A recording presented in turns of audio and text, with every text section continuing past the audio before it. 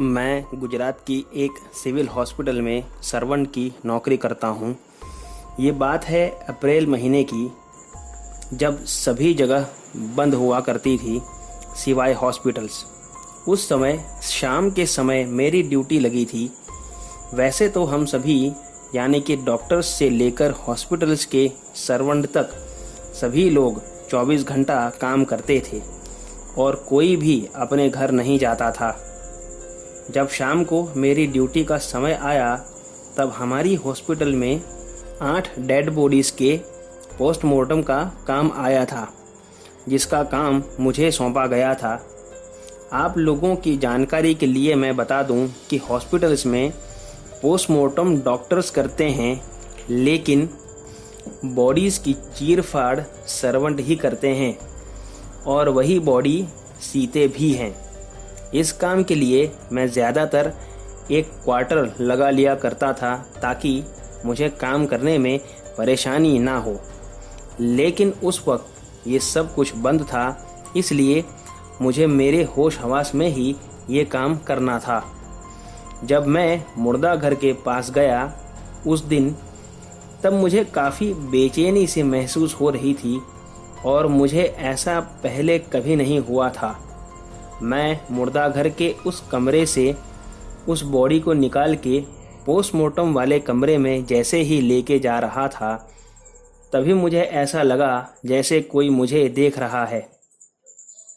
मैं वैसे तो डरता नहीं, क्योंकि मेरा काम ही कुछ इस तरीके का होता था, लेकिन उस दिन पता नहीं कैसे मैं अंदर से बहुत डर गया था। उस सनसनी से कि कोई मुझे लगातार घूर रहा है। मैं जल्दी से डेड बॉडी को लेकर पोस्टमार्टम रूम की तरफ जाने लगा। तब ऐसा लगा जैसे मानो वो स्ट्रेचर आगे बढ़ना ही ना चाहता हो। वो लॉक बगैर का एक नॉर्मल स्ट्रेचर था, जिसे बच्चा भी धक्का मार दे। मैंने काफ़ी मशक्क़त के बाद उस स्ट्रेचर को पोस्टमार्टम रूम में पहुंचाया। मैं उस वक्त पसीना पसीना हो गया था और एक अनजान डर मेरे अंदर समा गया था। डॉक्टर सर ने मुझे कहा था कि बॉडी को सीने से चीरना है पेट तक। मैंने जैसे ही बॉडी को चीरना चाहा, मैंने देखा कि वही आदमी जिसका शरीर मैं काटने जा रहा था मेरे सामने खड़ा था और मुझ पर ज़ोर से चिल्लाया कि तू काटेगा मुझे।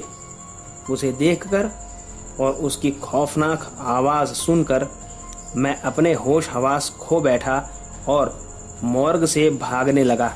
जैसे ही मैंने पोस्टमार्टम रूम का दरवाज़ा खोला कि तुरंत वहाँ पर डॉक्टर सर मुझे दिख गए और मैं उनके पास चिल्लाते हुए भागा कि सर वहाँ भूत है।